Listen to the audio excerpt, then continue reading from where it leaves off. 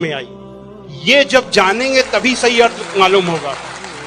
तो ये जानने के बाद मैंने एक दूसरी किताब लिखी, इस्लाम आतंक या आदर्श, यानी इस्लाम में आतंक नहीं, आदर्श ही आदर्श है। और इसका हम दूसरा उदाहरण और हम दे रहे हैं, क्योंकि हमने एक दूसरी किताब भी लिखी है।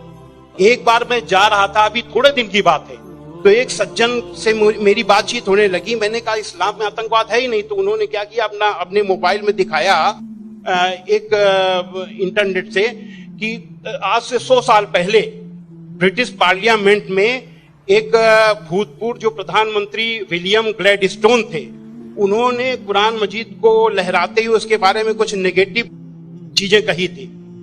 तो मुझे बिल्कुल अपनी बात याद आ गई कि जैसे मैंने गलत समझा, वैसे विलियम ग्लैडस्टोन ने भी गलत समझा, और उसके जिम्मेदार वो नहीं, अनुवाद करने वाले थे, क्योंकि उन्होंने सही अनुवाद उसको सही ढंग से एक्सप्लेन क्यों नहीं किया।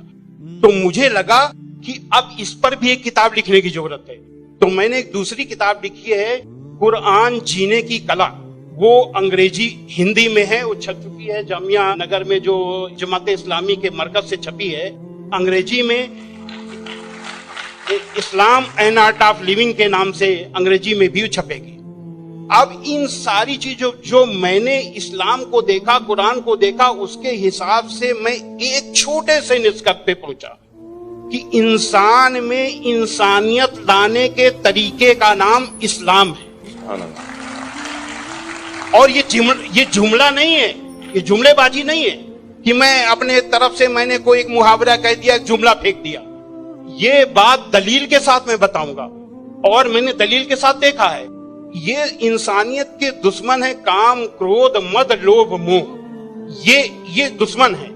और कुरान मजीद में इन सब के लिए बहुत ही बड़ी बुराई बताया गया है और रोक लगाई गई है। पहले एक चीज हम काम को ले लेते हैं। काम यानी कि किसी भी महिला को, किसी भी औरत को अपनी बीबी को छोड़ करके, और दुनिया की जितनी महिलाएं हैं उनको अपनी माँ, बहन, बेटी समझना, ये कुरान में बहुत ही सख्ती से पालन करने के लिए कहा गया है।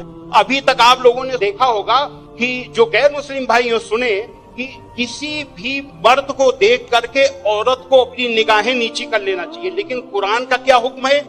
कुरान के सूरा 24 आयत नंबर 30 में है, ऐ मोहम्मद, मोमिनों से कह दो कि वे अपनी गैर जो भी महिलाएं हैं, जो उनको देख करके अपनी निगाहें नीची रखा करें और अपनी शर्मगाहों की हिफाजत करें। यानी जब दोस्तों, उनके जरिए मैं ये मैसेज इसीलिए वीडियो प्ले करा, कई के वास्ते बोले तो अगर कोई मुसलमान ये बयान करते तो अंधभक्ता ये बोलते थे कि मुसलमान हमेशा ये करते, मगर जब कोई नॉन मुस्लिम ये बयान करते तो उनको भी समझ नहीं आता कि ये तो हम में से है, जो इस्लाम के बारे में पढ़े, सही समझे और इस्लाम को हमारे सामने सही तरीके से रख के बता रहे। और मैं काफ़ी दिन से एक ऐसे बयान की तलाश में भी था जो मेरे को मिल गया।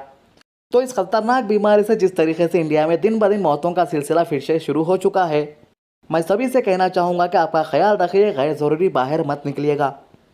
आज की अच्छी बात, किसी तकलीफ़ में अगर कोई शख्स मुबतला हो तो उसे मौत की तमन्ना नहीं करनी चाहिए, और अगर कोई मौत की तमन्ना करने ही लगे तो ये कहना चाहिए, ऐ अल्लाह, जब तक ज़िंदगी मेरे लिए बेहतर है मुझे ज़िंदा रख, और जब मौत मेरे लिए बेहतर हो तो मुझे अपने पास बुला ले। बुखारी शरीफ जिल्द 7 किताब अल मर्ज 75 हदीस नंबर 5671।